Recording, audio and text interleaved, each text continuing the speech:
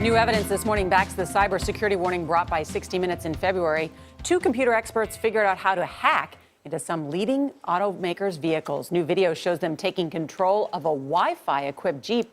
The revelation Tuesday came as senators took on the threat. Chris Van Cleve is in Washington with how far the hackers got. Chris, good morning.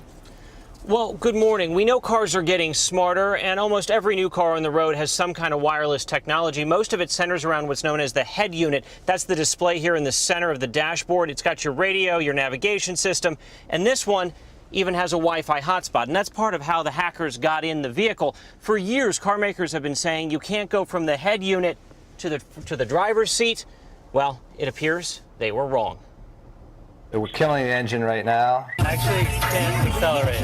It says 43 miles an hour, but I'm not going that fast. It's a video that rocked the automotive world and grabbed the attention of Congress. Cybersecurity experts Charlie Miller and Chris Valasek showed they can remotely hack this Jeep, driven by a reporter from Wired, who produced this video and posted it on their website Tuesday. We were able to access the Jeep Cherokee over its 3G connection. The pair, who work as ethical hackers, were miles away using the internet to get inside the Jeep's infotainment system, controlling the radio and nav system. Oh my God. That was a picture of Charlie and Chris in tracksuits that just appeared on the dashboard. From there, we were actually able to move to a different processor that was involved in in-vehicle communications, so things like braking, steering, transmission. The Wired video shows the hackers disabling the Jeep's brakes, leaving it to slide into a ditch. They estimate as many as 471,000 vehicles, including Jeep, using the Fiat Chrysler Uconnect system could be vulnerable.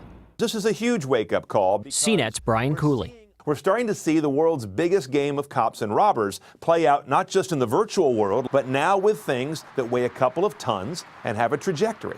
When I hit the fluids. Oh my gosh. In February, 60 Minutes showed the Defense Advanced Research Projects Agency was able to use a laptop to take over a car. Oh, no, no, no, no, no, no, no, no. DARPA is trying to develop hack-proof vehicles and provided funding for Miller and Valasek's 3-year effort. That is frightening. A report from Massachusetts Senator Ed Markey found earlier this year security measures to prevent remote access to vehicle electronics are inconsistent and haphazard. How concerned are you that hackers may go after our cars? Unfortunately, I think we have to anticipate that they will. The senator is now introducing new legislation to require cybersecurity and privacy protections be applied to cars. We have to begin to build the protections in now, give the warnings now to American families that they could, in fact, have a dangerous vehicle without protection against hacking. The hackers did keep the automaker informed about their efforts to hack the vehicle, and a fix has now been put out for drivers.